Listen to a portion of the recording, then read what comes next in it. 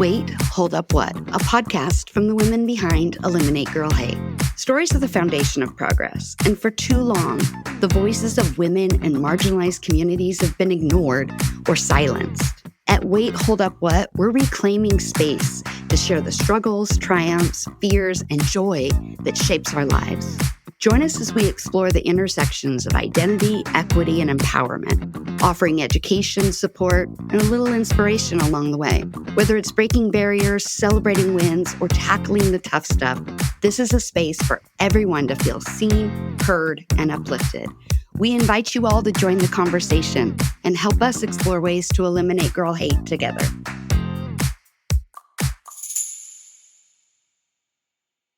Can a bra help change the trajectory of a girl's life? Did you know that nationally only 20% of girls engage in at least 60 minutes of daily physical activity, a lower rate than boys? Or that girls' participation in sports drops off significantly from the ages of 10 to 17? Wait, hold up, what? Yeah. Some of the barriers that contribute to this include lack of financial means, lack of role models, dropping body confidence, and concerns about body changes, including breast development and the need for a sports bra. The simple intervention of a sports bra, along with the normalization of body development, can change the trajectory of a girl's relationship with body movement for her whole life. You heard that right, her whole life. Every girl deserves to feel comfortable and confident in her own body. And that's why Bras for Girls partners with more than 25 athletic brands and donors just like you to distribute new, high-quality sports bras and breast development booklets to girls in need, ranging from the age of 8 to 18. Let's get girls in well-fitting sports bras right when they need them the most. Girls plus sports equals a beautiful world. You can donate to Bras for Girls today at brasforgirls.org. And as a side note, Eliminate Girl Hate has partnered with brasforgirls.org and will be donating a proceed of all merchandise sales to helping girls get in the bras that they need and keep them in sports. You can help by shopping the Eliminate Girl Hate store today. How many times have you heard the words workplace and culture used together and found yourself rolling your eyes at the thought? Believe me, I'm with you. I'll be honest, as I record this, I just rolled my eyes. That's because the word culture has become homogenized in such a way that they actually had us believing ping pong tables and pizza were symbolic of a good place to work. COVID changed that. Remote work was a success in the eyes of many, and as such, our ideas of what constitutes a good workplace culture have changed, and it boils down to one crucial element: equity. Now, don't you roll your eyes again on me. It's true.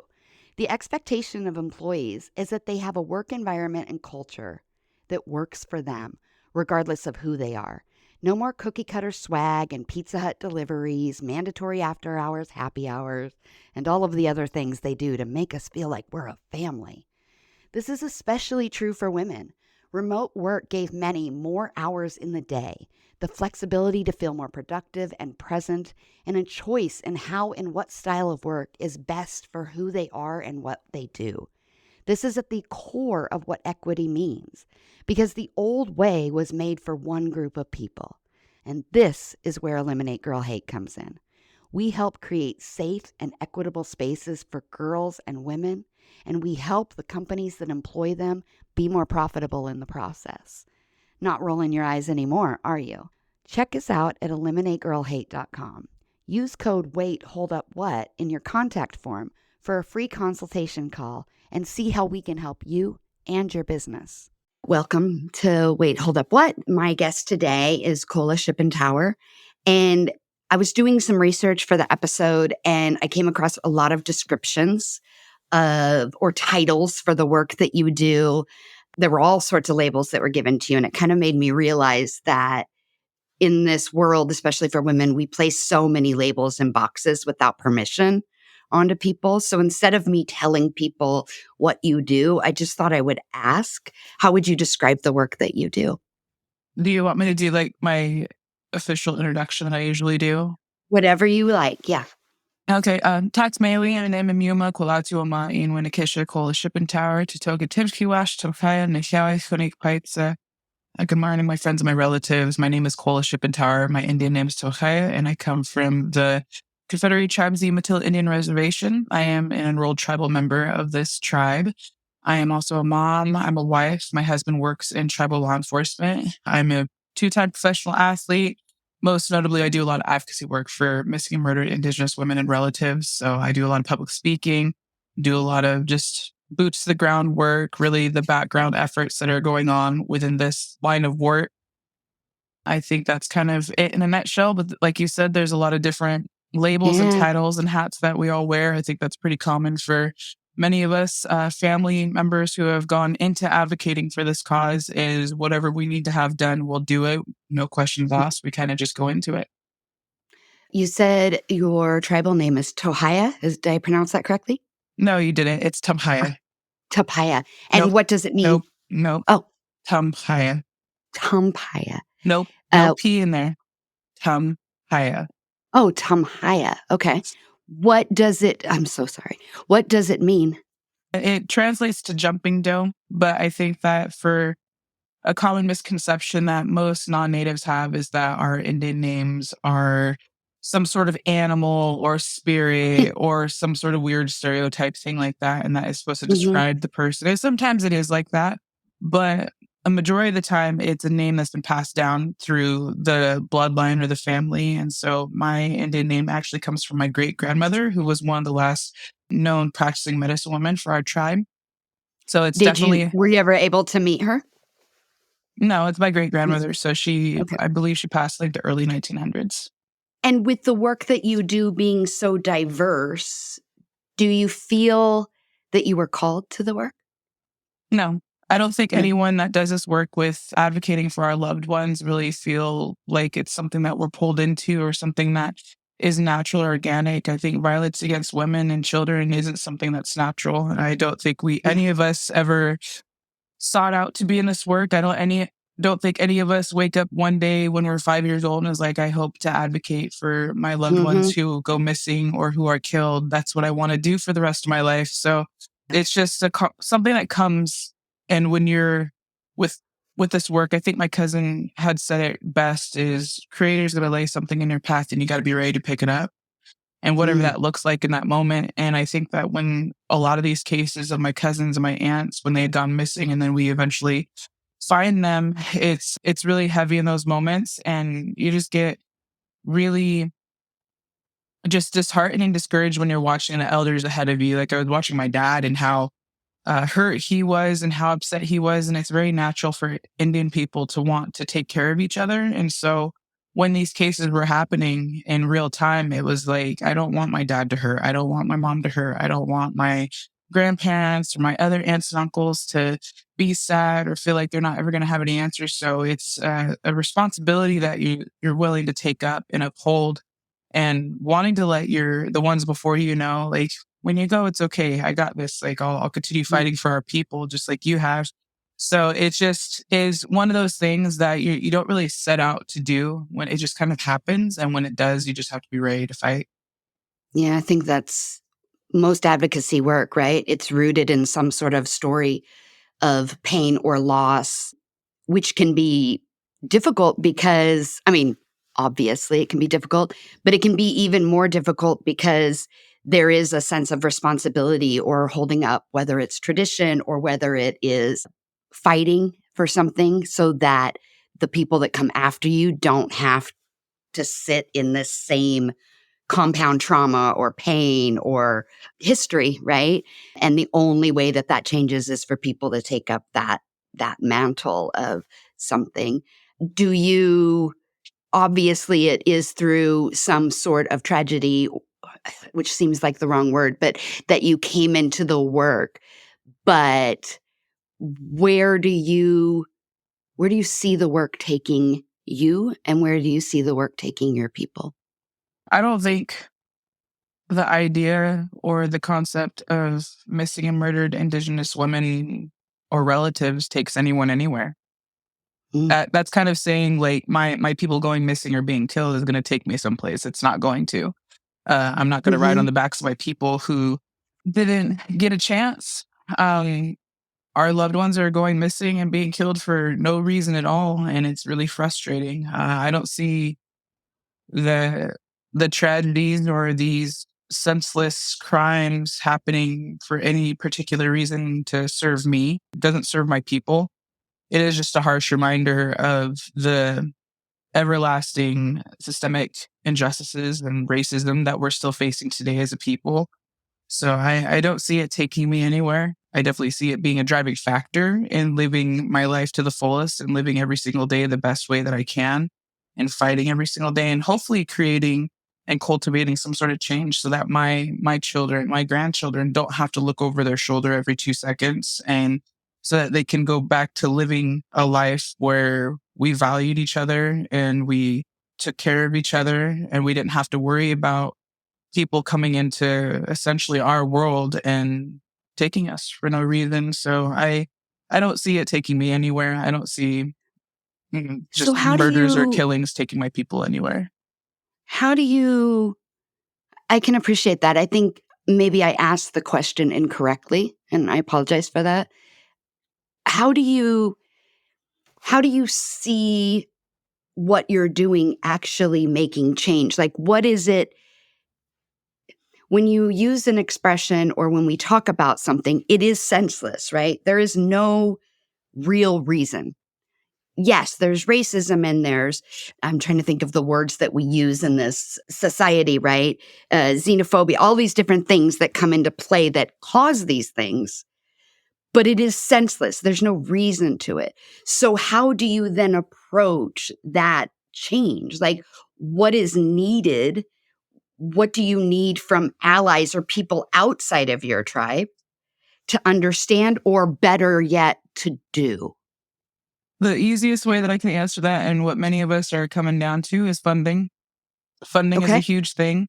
So there's not a lot of resources that are allocated through the government, tribal government, on the federal, state level, any of that that is specific to this line of work. Okay. So when this, I want to say when it hit social media and hashtags were really becoming a saying and we're understanding the power between by the using a hashtag. So hashtag MMIW came out in probably about 2016. And that's when a lot of us advocates are being asked to go to conferences or Mhm. workshops or panels to talk about this issue.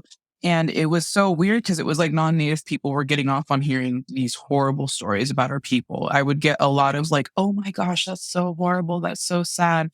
But tell me why you think this is happening. And it's kind of this weird way that we're always questioned by non-natives. And it's like, do you think we set out to be killed? Do you think we want to leave our home and have a target on our back? And it was really getting to a point where it was weird. And I was feeling a little uncomfortable being asked to go into spaces. And, I'm pretty humble and but also very self-aware that I am a really good public speaker. So when I go to spaces, a lot of people like to hear me talk about these things. But I had to step back a little bit and had to really recalibrate the approach that I was taking. And I'm really close with my dad, and he's the eldest living member of our family, and his Indian name is Wapanana. But I often go to him for every little thing. I'm a daddy's girl through and through, but especially when it comes to this work, because he's the one that's going to have the final say. That's something I think we're missing a lot of times when we're doing any type of advocating, not even just for Indigenous people, but I think we forget that we have to console and get advisement from the people before us that have been doing this work much longer than we have. But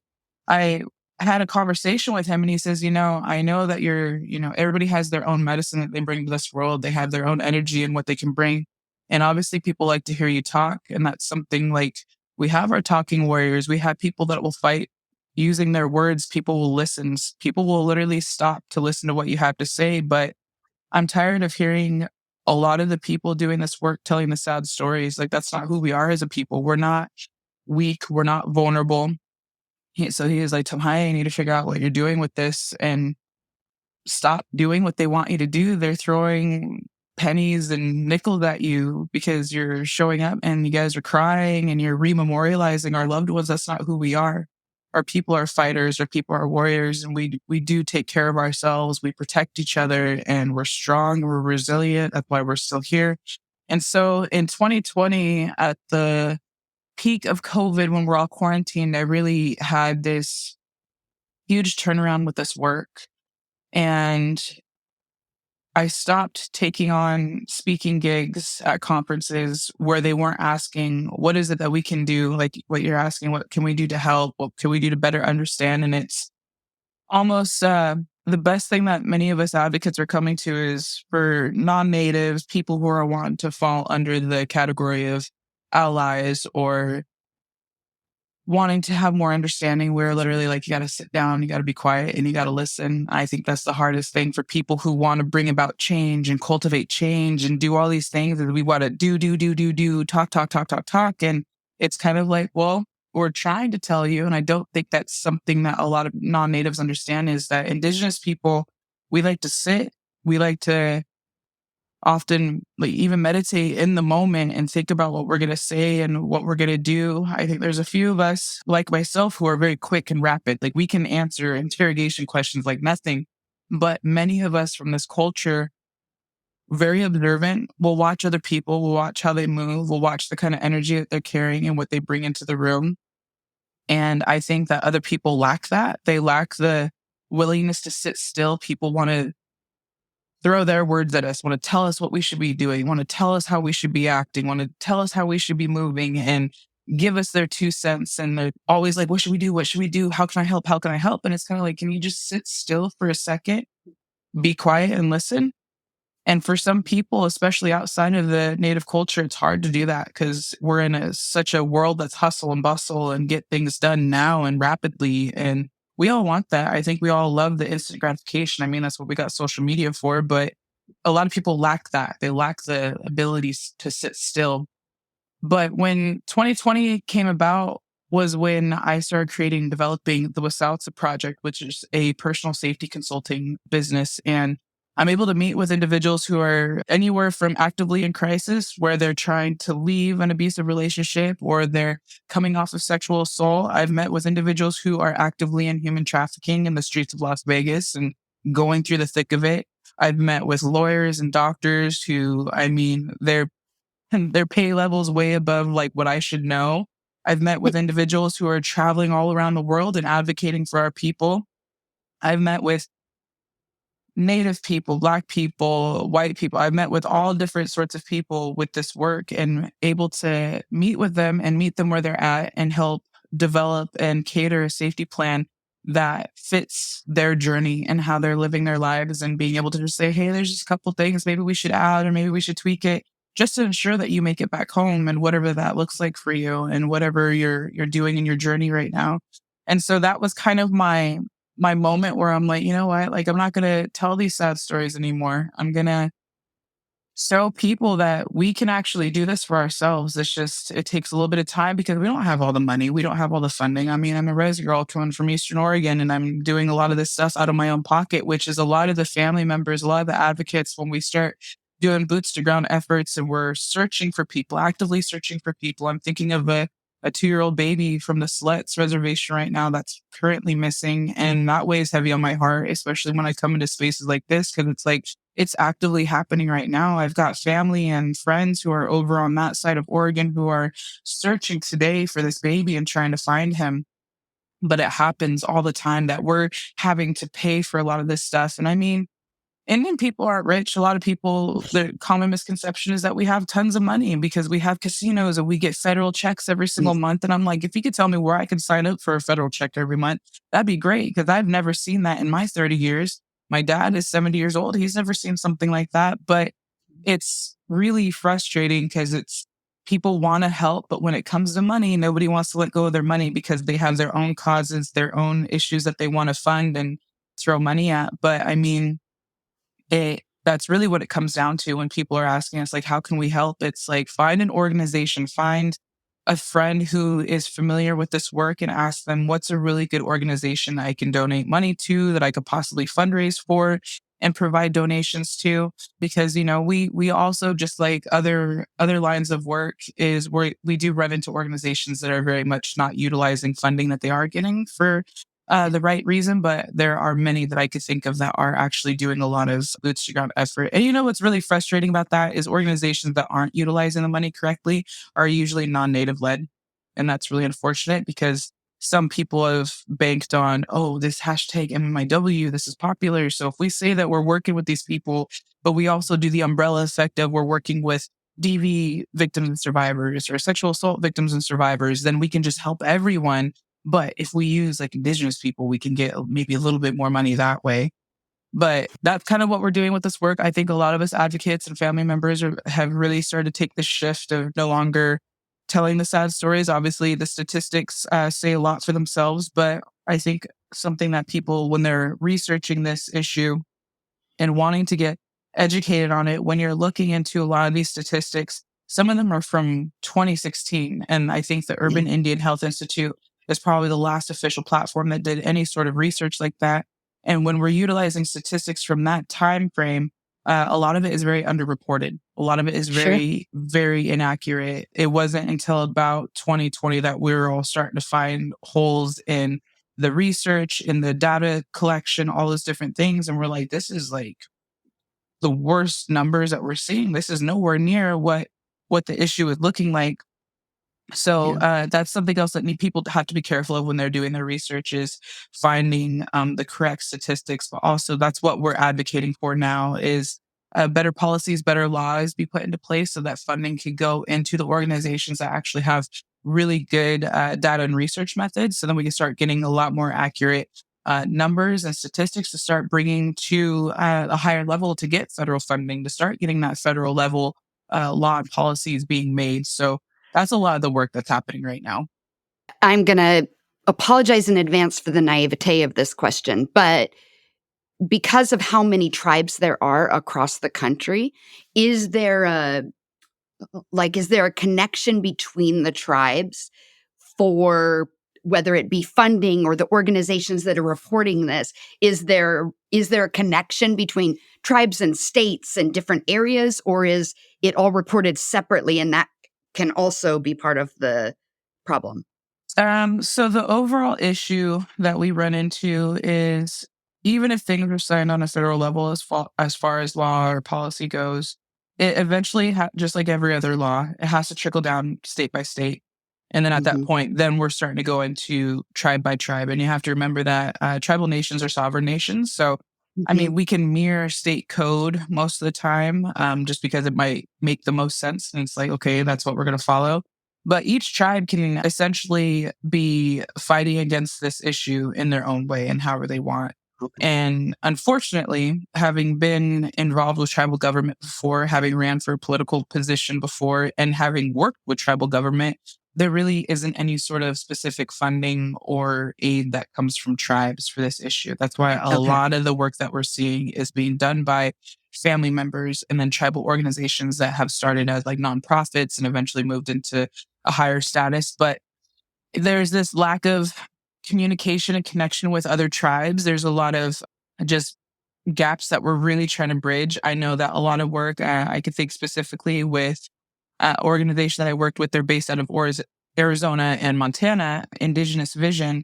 They do a lot of advocating for all Indigenous issues like natural Mhm. resources, the pipelines, MMIW.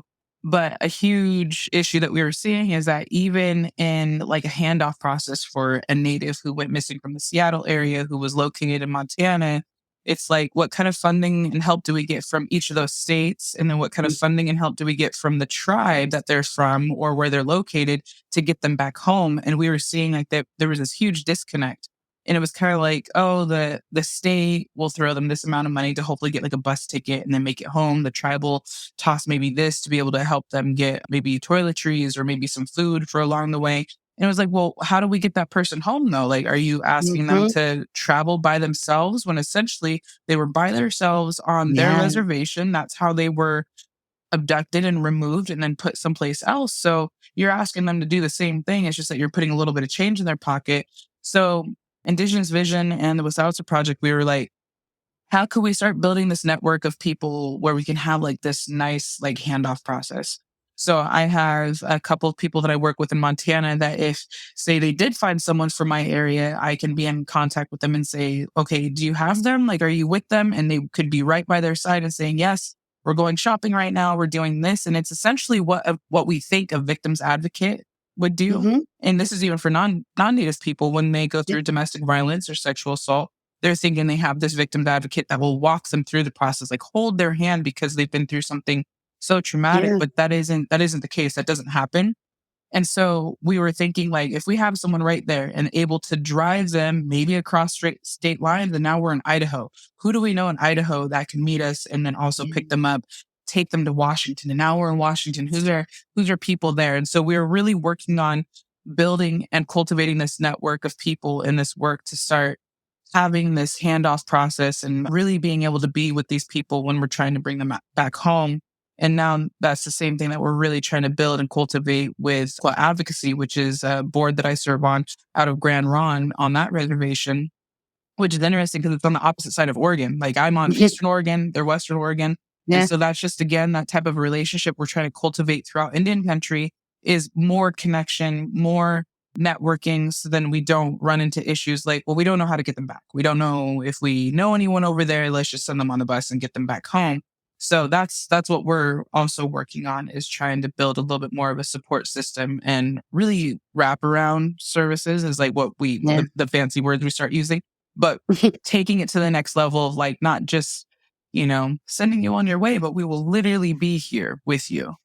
Yeah, because if you can't get funding to even get them home, Mhm. then what happens once they are home? Because it's so funny. We're such a true crime. It's not funny. That's the wrong expression, but that we're such a true crime country, right? We're obsessed with it. We're watching it all.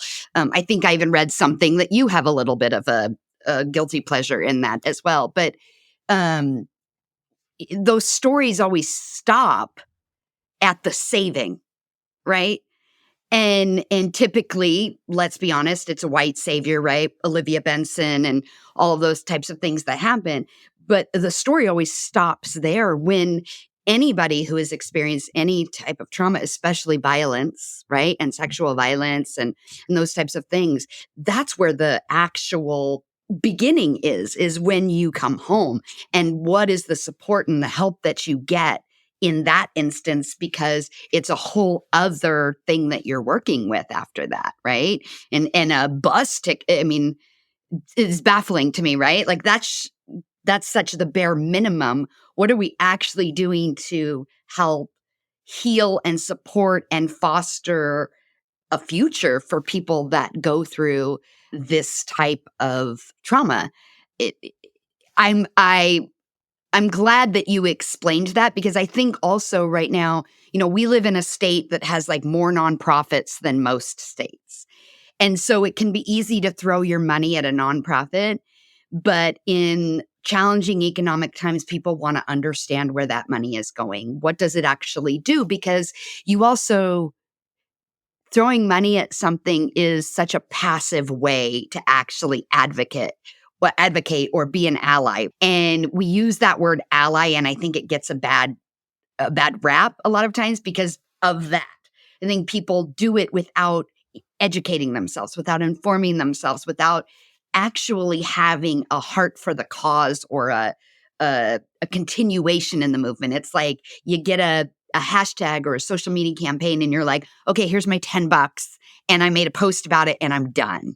And I would imagine that's the challenge in this type of work is, yes, the sad story, the traumatic story is what people relate to.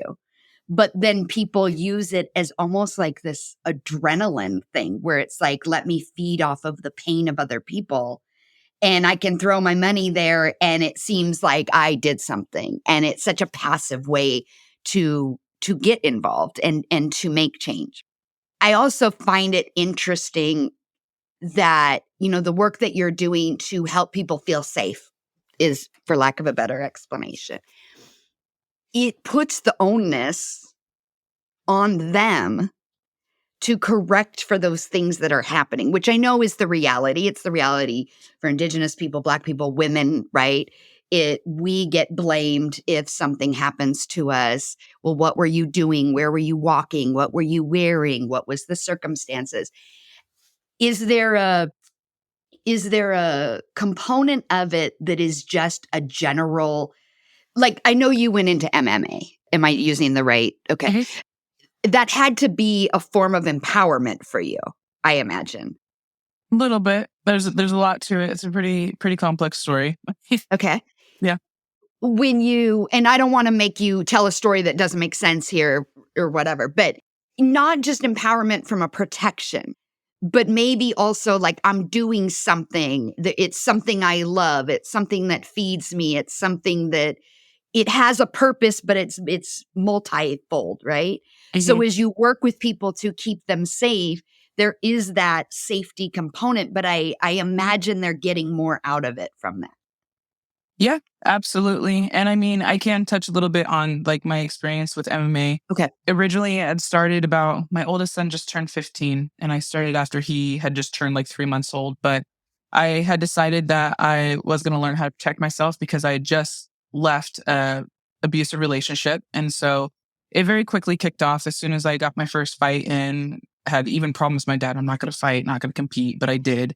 I found out that I loved the sport, but there was something else. That was probably the part of my journey where I felt like this is my calling. This is what I should be doing Okay. because more of like the lights, the cage, that sort of stuff, the energy, all of that. I was like, Yeah. wow, I feel at home and I do feel most powerful in this moment. And so I followed that and I was like, this is my calling. This is what I should be doing. I think that's where that moment came from. But what makes it really complicated, and I think especially for those of us who have survived domestic violence and sexual assault, is that we almost get re-victimized when we get into sports like MMA because we're hypersexualized. First of all, I Mm, already have the indigenous factor going for me, so a lot of people think you're so exotic and sexy, and it's mhm. like exotic. I'm not. I'm from here. Like, that doesn't make any sense because people think exotic. They think different country. Yeah. But we already have the hypersexualization of indigenous women, but then you layer on the MMA fighter factor, and that already gets men going crazy. And it's just this re-victimization of women when they get into the sport. And my brother said it best. He said, anything you do is going to set a stage for people. And so I couldn't go to clubs, I couldn't go to bars with anyone knowing ahead of time that I was a professional fighter because it was almost like people wanted to test it. People wanted to push the buttons to see how far they could take me without making me too mad and wanting to fight them. Or I would get a lot of attitude of like, she thinks she's tough, but I bet you she can't handle this. And so it was almost this really weird cyclical effect with it where it was, I feel really good about myself. I feel confident in my body. I'm starting to gain this level of confidence that I feel safe as I move about the world. And like, I'm going to know how to date now because, obviously I wasn't choosing correctly for myself. And so I actually ended up falling into a second bout of domestic violence. And I think that was a really hard concept for people to understand. They're like, wait, you're a professional fighter, you're going through training. Like, how does that happen? And it's like, well, it doesn't mean that I'm not human. It doesn't mean that I don't want to hurt the people that I love. It doesn't mean that I want to utilize my training to hurt them because I know what I'm capable of. But like, why are they doing it to me if I love them so much and they're supposed to love me? So that's what makes the story a little complicated because I think a lot of people have that common misconception of you're a professional fighter. Nobody will mess with you. Nobody will try to fight you. You can always protect yourself. And it's like, I still have feelings and I don't want to hurt everyone. If anything, like people from MMA and jujitsu were probably the most kind, gentle people because we have the understanding of violence. We practice it every Yeah. single day and we're so desensitized to it to a point where we're just like, when we move in the world, we're kind of just like, we're very low key and kind of sit back and just like, we don't want to fight with people. We don't want to argue with people. Like, I want to be able to win a fight on a different level. I want to be able to talk it out. I want to be able to hopefully cultivate that sort of change without having to utilize my body because that's something that's been utilized against me for Against you. a very long time. So when I was coming into this work with the safety training and the whole reason I think that I felt like this is what I should do in this work because I am a fighter is that I was getting a lot of, well, you're an MMA fighter, you do jujitsu. Can you start teaching self-defense? And it was kind of like, I want to start helping people understand the red flags of their environment to where they're not getting into situations where they have to physically fight people or physically protect themselves. So I want to teach people that, because when it gets to the point of getting physical, we don't know if we're going to make it out alive. Like I travel to the Portland metro area all the time, and I find myself even more now than when I was 18 years old in my partying phase. I find myself now, even just yesterday, I was in Portland, and it was like having a houseless person come up to me on the street and start saying some things to me, and I instantly like went like, oh no, Mm. please don't, like I don't Yeah. like this, it makes me uncomfortable. But nothing in my mind told me like get ready to throw hands, like nothing like that Yeah. told me that. So but even if that were to be the case and I did have to get physical with somebody, we don't know if we're going to make it out alive of that situation. I don't know where his mental health is. I don't know if he's under the influence. I don't know if this is the day where he's just like, screw it, I'm Yep. done. I'm going all out and I'm going to make it count. And he could easily take my life, because any of us could do that. There's weapons, there's other means. So I really want to take the approach of what can we do to kind of eliminate some of these factors where you're feeling like you have to physically protect yourself. But also, I'm going to coach you around the fact that I can't teach you something in a 2-hour session and expect you to retain it uh, the next day, let alone 2 months down the road in a hostile, intense situation. So if you want Yeah. to train in self defense, sign up at a really good gym. And also, self defense doesn't always look like what people think it is. I've told people you could take yoga. It's body awareness. It's Yes. situational awareness. Is knowing what your body can and can't do. That's a huge like good place to start. If people are like, I don't want to punch people, but I'll do a yoga class. Well, then go take yoga. But Yeah. that's kind of where the Wasalsa project had started. Was you have a knowledge base and understanding for safety and self-defense. What can we do with that? And then a lot of my speaking engagements were stemmed around the lack of care and the lack of tribal knowledge from law enforcement, and wanting to bridge this gap between tribal government, law enforcement, tribal communities, just all the different areas that we're running into. Because a lot of our cases, when we're trying to report our loved ones missing or we're trying to report our kids missing, they immediately get deemed as a runaway. And then any of these other cases that eventually end up in being homicide or suspicious circumstances, when we're trying to make these reports, we're being met by a lot of, you have to wait 48 hours, which we don't have Resistance. to. Yeah. Victim blaming, victim shaming. They shouldn't have been partying. Maybe they shouldn't have been dressed like that. Maybe they're a grown adult and they ran off with a new boyfriend or girlfriend, whatever the case may be. So we're kind of like starting to see and pick it up of like, oh, this is law enforcement. Law enforcement doesn't care. And even tribal law enforcement doesn't care, because something else that people think of that tribal law enforcement is tribal members. No, I think that maybe on our local tribal law enforcement agency, we have maybe 15% tribal members on their force. Wow. The rest are all non-native. So Wow. that's pretty common amongst the different tribes, especially in Oregon. Like if you go down to Madras, we're starting to talk to some major police brutality on Indigenous people, Yeah. because a lot of those cops down there are non-native. But so we were seeing where the issues were and where a lot of the pushback is coming from. So when I was creating and developing the Wasalsa project, essentially what this safety plan is we are taking all of the work that law enforcement does within the first 40 hours of a missing persons case, and we're putting it all into a pretty little PDF document and saying, here's all the information that you're going to ask us for and what you need. Because one, it's hard for people to remember the little details about their loved one, especially when they're emotional and just wanting to find them. Yeah. That's already Yeah. intense and heartbreaking in itself. So to ask us these rapid fire questions, interrogation style, of course we're going to slip up. Of course we're going to make mistakes, because you're not giving us the time to think and give you like what we can. Or the So, compassion, I imagine, as well, mhm, right? yeah, Yeah. yeah. Yeah. So we take all of that. And the other part of it is we're able to immediately combat these stereotypes that have always been thrown at us. All the different pushback that we get, the victim blaming, victim shaming, like this is your guys' fault. Maybe you should be living your lives in a better way. And we're taking all that and saying, no, like we're still taking our safety seriously. Yes, our journey might look different than yours, but we're taking our safety seriously.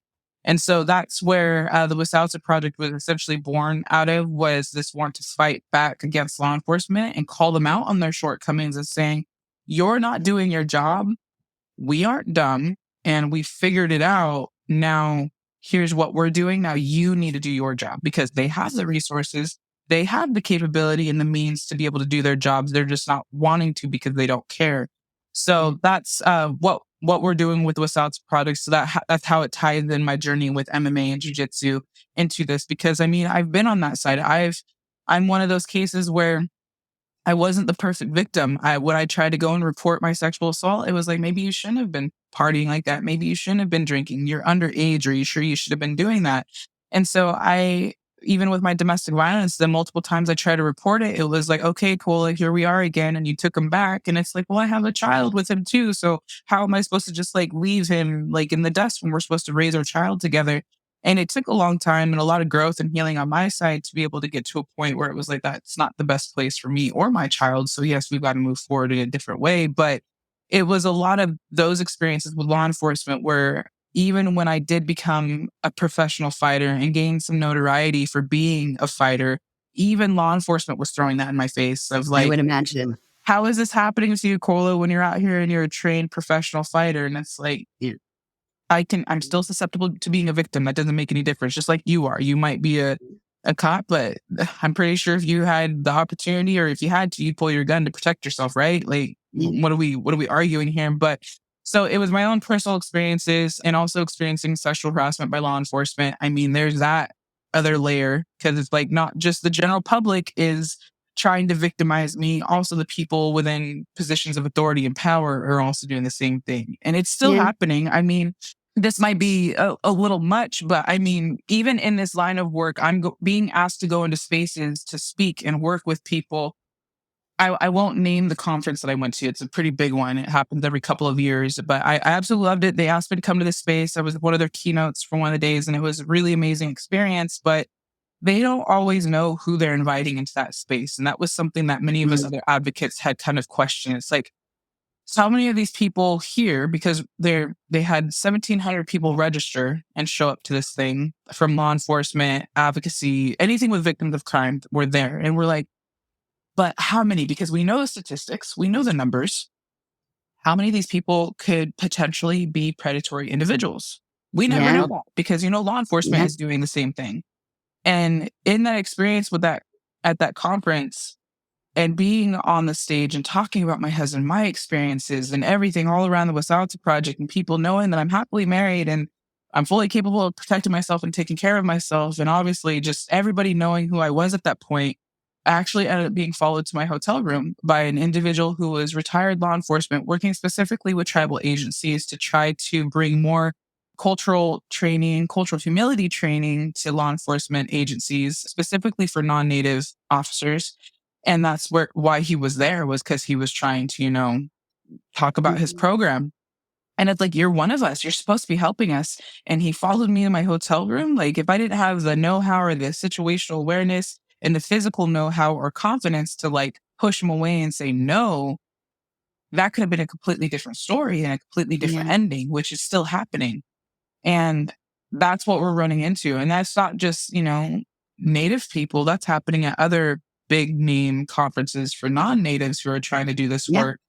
And it's just really frustrating because we're trying, it's almost like two steps forward, one step back. And this is the constant process that we're going through. And I think that's why I've come to terms with the fact that I'm not going to see the change happen in my lifetime. It's just, we're fighting a very huge invisible beast because we're all trying to point the fingers at each other and tell each other we're all doing the wrong thing. Because as much as I want to say, law enforcement, y'all are messing up and we're trying to fix this for you, I also have to make sure to hold my own people accountable and tell our men, like, hold your brothers accountable. If they're treating women a certain way, call them out on it. Ask them what's going on because that's deep rooted because they got shit going on.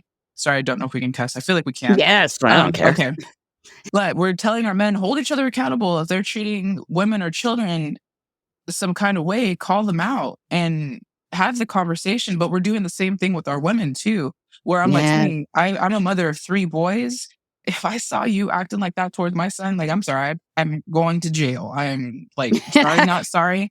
So we're trying to also hold our sisters accountable for their behavior and doing what they're doing to men and telling them that's not okay. Like, that could be potentially dangerous because you'll run into individuals like me who don't care about like our safety when it comes to our children. So that is somebody's son, that's somebody's nephew, grandson, brother.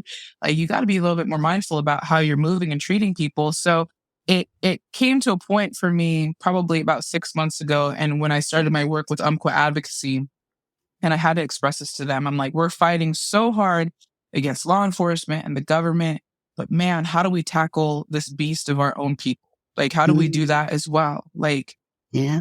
this is really difficult, but it all comes down to, just the different traumas people have experienced. We're coming off of a generation, like our generation of Indian people in this work right now are the generation who are being raised by the survivors of residential schools.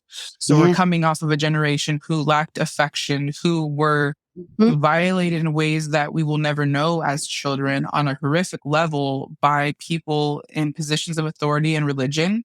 And we're coming off of this generation who didn't talk. They were not allowed to talk about the things that they'd gone through. Mhm. My dad is a residential school survivor and he's 70 years old. And it wasn't until the Kamloops situation had happened all those years ago that he finally felt comfortable. Cause I was asking, I was probing and like, it's okay now. Like, and I see it in his eyes. I see a little boy who has yet to feel comfortable. And you can kind of see almost just like when I see with my boys, when I'm like, hey, like what's going on? Like, what'd that kid do or what's happening? Mhm. And you could kind of see that, like, is it okay if I talk about it? I'm seeing that from my dad, who is a grandpa Yeah. now. And you see the little boy in his eyes of like, can I say this And now? Like what I experienced?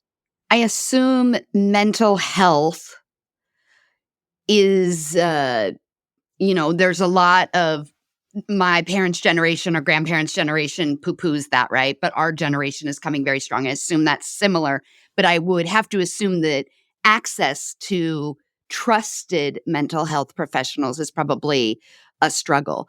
So, how do you give your boys, with everything they've seen, they have the honor and privilege of having your father in their life and you, right? And your husband.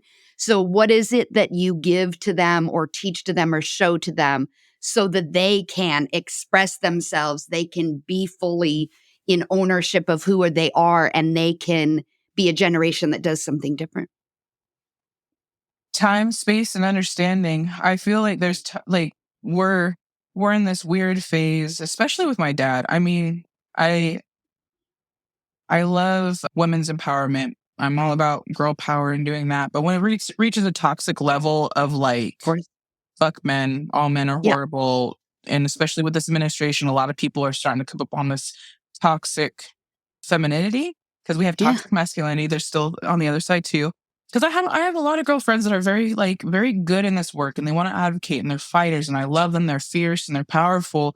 But I feel like I have to check them sometimes because I'm like, hey, that's not all of our experience. Like you've heard most of my story now where I should be one of those people, but like, yeah, fuck Yeah. men, they're all horrible. But when I really come down to it, I'm like, I wouldn't be the woman I am today. I wouldn't be the mother I am today, the fighter I am today, the athlete I am today, or the speaker I am today if it wasn't for my dad, if it wasn't for Yeah. men like my husband, and if it wasn't for my boys. So I can't dismiss all men like that because I wouldn't be who I am. And I think a lot of people who come within proximity of my energy, they feel that. They feel a very strong masculine energy, but they also feel this feminine power that's very uplifting and encouraging, but very strong and steadfast because of the support and love that I've had from the men in my life. So all that to say, I was raised by a very traditional, very stoic man. Like I said, being a survivor of the residential schools, he didn't get affection or love like that. He was thrown a loaf of bread and was like, survive, like Yeah. figure it out, because he was one of 13 kids. And I mean, when you're growing up on the reservation and your parents are in poverty, like how do you do that? So he Yeah. also comes from this time where people were doing some of the craziest things in order to survive. Like my dad's a thug, like straight up, like he's a felon. He's done some time. He's done some things, but he did sober up when I was about 4 years old. And then my mom has never really drank. So when they got together, they're a biracial couple. So my mom was very white and my dad very native. And in the 80s, that was really weird. It was a Yeah. lot of backlash from both of their communities for them to be Of course. together. So I'm raised by these Especially two. in Eastern Oregon, I would imagine. Yeah, yeah, Yeah. because I mean, we do have a clan presence here. I mean, it's Yeah. not like it was in the Yeah. 50s or anything like that, but we do have a Sure. clan presence here. And so they were navigating that as well as a couple. So I was raised by them, and my dad was, I got a hug maybe every once in a while, and I'm the baby of the family, and I'm the daddy's girl. Our relationship was more like his presence. He was everywhere with me for sports, for school. He was just everywhere. If I was someplace, you guaranteed you'd see my dad off the distance because he was kind of that light. He didn't hover, but he was also like, nobody's gonna mess with my child, so I'm here, but she's living her life with her friends. So I was raised by that. And then I have my children. I could kind of see this softening up a little bit with my oldest son when he was born because my dad really helped him because I was still stuck in my alcoholism at that time. And they got really close. And my son didn't have his biological dad. So he really stepped in to help me raise him. But like I said, when the Kamloops situation occurred and we were starting to get more, and I'm in this work like advocating, and I'm like, this is important that we talk about it, Dad. Like, can you tell me like what you experienced, what it looked like? Do you remember any of your cousins leaving and not coming back? And so we started going through all these stories and starting to work on documentation and stuff for our local residential school that he was at. And I could see this process with my boys kind of like softening up a little bit. Next thing you know, like I'm seeing like more and more he's open to affection. He's hugging my boys. He's like, my boys are always like in his room, like cuddling him, holding his arm. And I'm like, man, I didn't have that growing up, but to see Yeah. this now, it's a beautiful thing. I hold no resentment towards my dad for that because I understand. But to me, that was normal. I was like, I didn't understand it when I saw girls cuddling their dad. It's just like, I see it now. And now we're to a point where my dad will call me like every 2 seconds. I love you. I love you. And it's to a point where it's almost like, okay, Dad, I get it. Like, I love you too. But my boys get to see that. They see the Yeah. strongest man that they've ever known showing affection and saying the I love yous and saying I'm proud of you, which I didn't get. And I'm totally okay. I've never seen that as a wrong thing. But to see my boys get that now, and my husband is very much a man's man in every definition of that. But he also was raised by the same kind of man that I was. They were Yeah. actually best friends growing up. So both of us have this very beautiful and unique understanding that we're going to raise our children with affection and love very openly so that our boys will never have to feel like they didn't have that they didn't have the time or the Yeah. space to be heard.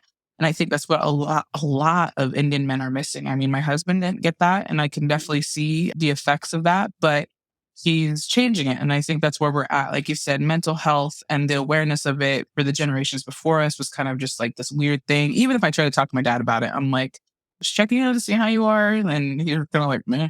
Like, he just isn't. But he's also getting to see Mhm, you actively living that kind of life of healing and repair. And, I saw a quote that you had put that said, never give negativity the satisfaction, right? mhm, And that is very, I'm not a parent, but as a mhm, parent, I could imagine coming from that world and then seeing your child move past it to make a better world for herself, for her family, and for her community, that has to soften the heart. And you still mhm. can't get past some of those things, right? Like that's Yeah. just the way that the world works. But you can also leave the earth when it is your time, knowing, as you had said earlier, oh, she's got it.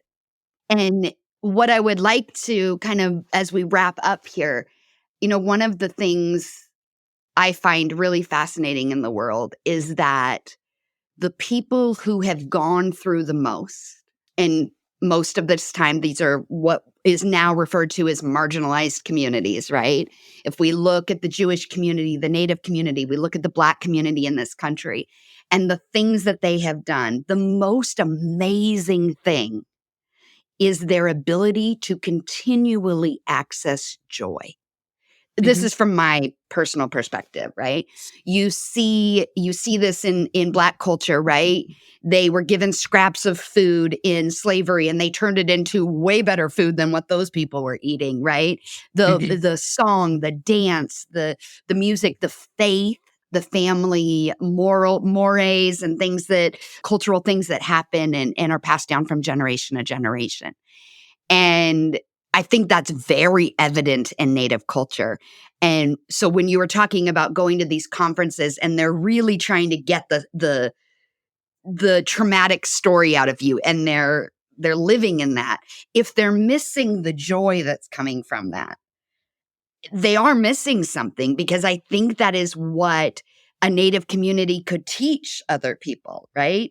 Is Mhm. how do you find joy in pain and trauma? And how do you not give negativity the satisfaction, because you're finding a way to move forward? And so the question that I want to end with is, how do you access joy? How do you continue to access joy in all of what you're seeing, and the pain and the horrors that you see and that you're advocating for? I have to say it's probably through laughter, our sense of humor. I think man, if we were to have like secret cameras following us around in Indian country, you guys would see that even in like the darkest of times, we're still going to crack a joke. We're still going to laugh, because that's essentially what like a lot of us are coming off of. And I think that's probably why a lot of people have a hard time understanding like Cola's been through what? Like Mhm. she's been to jail, she's done some time, she knows about that life, or Yeah. she's experienced all these horrific things. Like I could never see that happening, because I rely really heavily on my sense of humor, just because I'm like, that's what's going to bring a lot of us together and help all of us heal and feel so much better about the tragedies that we're facing, is being able to last. And I think that's probably why a lot of the people who are feeding this issue and making sure that it stays alive and well for our people absolutely hate Indian people, because it's really hard to continue throwing punches at somebody if they're just going to smile at you while you do it and Mhm. tease you while you do it. I mean, I can't tell you how Yeah. many fights I've been in, and people that look funny while they're fighting, I'm going to probably tease them while they're trying to fight me. And it's hard. It's hard. Like, I think a lot of us have that experience of like people who kept trying to poke fun, but when you turn it around and flip it and you're Yeah. just making jokes and laughter out of it, I think that's how we find joy. Is we have to be able to look at the little things and be able to tease ourselves maybe every once in a while. And I hope that's like what I'm able to pass on to my kids. And it's like, sometimes it is that serious, and other times, man, it's not that serious. Like, chill out a little bit. And I think that's something I try to bring when I go on stage to speak anywhere, is some sense of humor. Cause I think, especially when we go into these conferences, because we're already covering such a heavy topic, we're trying to Yeah. help people learn how to navigate victims of crime a whole lot better. And so when I come out, I'm always like, I just want to be that breath of fresh air, where it's like, I might have gone through all these, but like, guys, like, we can figure out different ways to overcome this. It might not look like the process that you learned in college that you racked up all this student debt from, but it might be through lived experiences for some of us who are actually touching grass over here and doing some Yeah. things. But that's truly how I find joy. And I also I lean so heavy into my culture, into my people. If it weren't for the teachings that we have and the things that we do within our longhouse, I really don't know what I would be doing. And like you said, the Black community, they rely on their faith and the religion that they have. That's what we do as Indian peoples. We rely on our teachings, our first foods, what brings us together as people, and just really, establishing, reconnecting with the earth and the land and taking care of it the best that we can. Yeah. And that really helps, I think, a lot of us in any country to continue doing this work, because this issue has been ongoing since 1491. We've been fighting this issue. And that's why Yeah. I'm like, it's really heavy. It's a lot of work. It's really hard. And it's fighting a system that wasn't built for us. It was built for the rich and powerful. It wasn't ever going to work out for us. And I think that's something that I've been really trying to convey to a lot of people, is it doesn't matter who's in office. It doesn't matter who was elected into this position. The government was never for people like me. It was never for people of color. So even if it was somebody that looks like me and sounds like me in that position, there's a lot of control factors on the back end of all of that. So I think that it just is never going to work out for those like me, and we just have to continue fighting every single day and trying to figure out what we can do in order to make sure that we're all making it back home safely, and that we're showing the world that we're valuable and that we're important. And we'll just continue showing up like we always have, and that's the best thing that we can do. And But if you don't see, I don't remember exactly how you said it, but if you don't see change, real change happening in your lifetime, what do you hope to see in your lifetime? I really have to make it a small scale. I mean, we all have I can say this because I'm Indian. We all have our pet dreams. But I really have always had a very small scale in mind. People are like, you've accomplished so much. You've had so much things going on. Like you're all over the place. And I'm like, really, the only thing that drives me are these three boys. Like that's all I want to do. When I started playing professional football, that was just me wanting to show my oldest son, like, if I can do it, you can do it too. Like, come on, let's just keep going. This is going to be something that can help you in the long run. And next thing you know, it took off and now it's like on a bigger scale. But that's always been the motivating factor, is just trying to create a better environment and world for my boys, even if that means that they stay home on the reservation. I do feel like we've made a lot of change, a lot of growth on our local reservation. I think a lot of even tribal governments try to mirror ours because we're so advanced and we're doing really, really well with the CTUIR. And then as far as even just living, just our living arrangement, our environment is so much better than a lot of other reservations people go to. I know other reservations that people will visit. It's like going into a third world country. But ours, I feel like we're doing really well for ourselves and we've worked really, really hard on doing things like that. And so I try to keep a small scale, like small, Yeah. but for me, it's everything. Like just trying to make sure that my boys will have a good home to always come back to, and that they'll always have their family that they can rely on and their cultural teachings to rely on. And of course, I mean, I got, like I said, I got three boys. One's 15. He's a little bit of a shit ass, so he's got a sense of humor just like his mom. So he cracks jokes. So I'm like, you're gonna be all right. Like you're pretty funny. Like you're gonna have that. You're gonna have your sense of humor.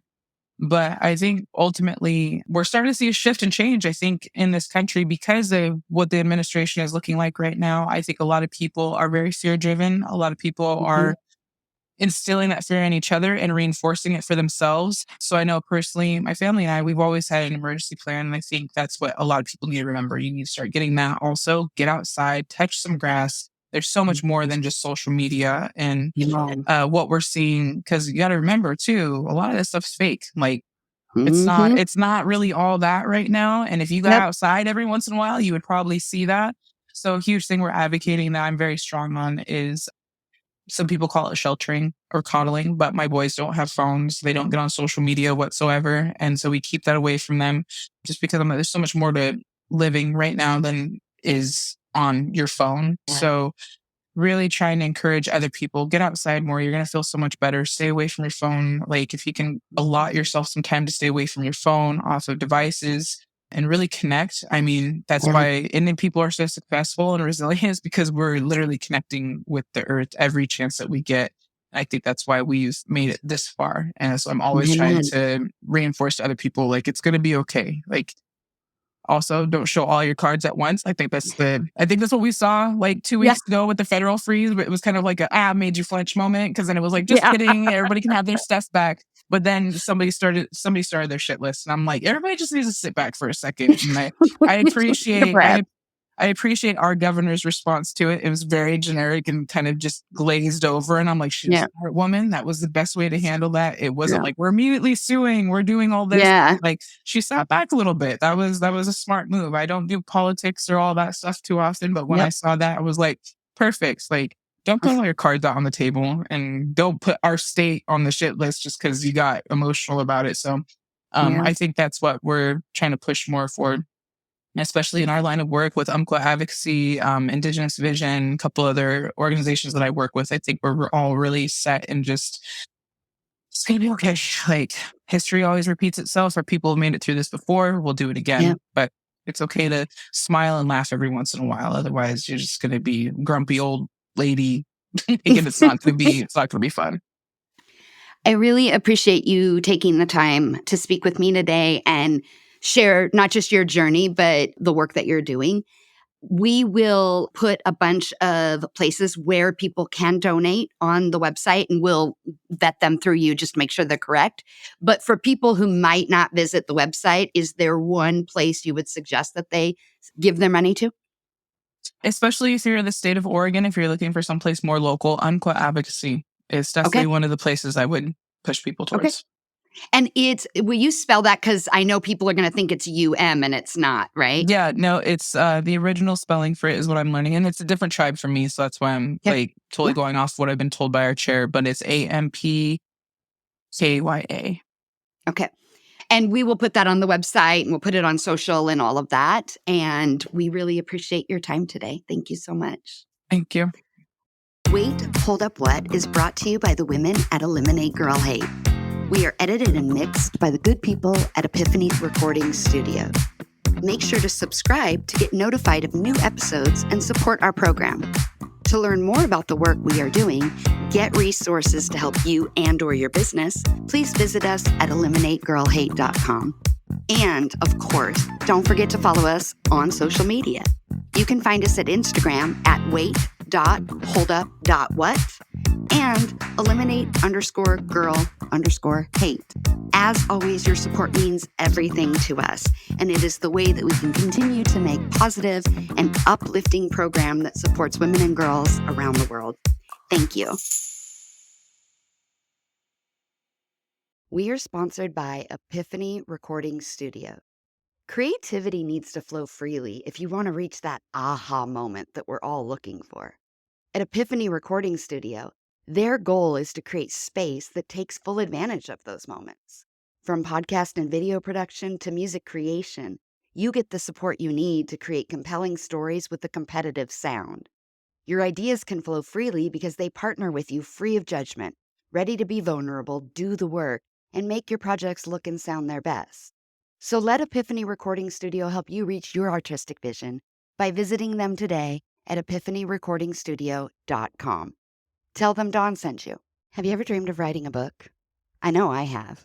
Or maybe, also like me, you've started a manuscript. Maybe you've started 10 and you've just never finished it, or never let anybody else read it, or never thought you could publish it.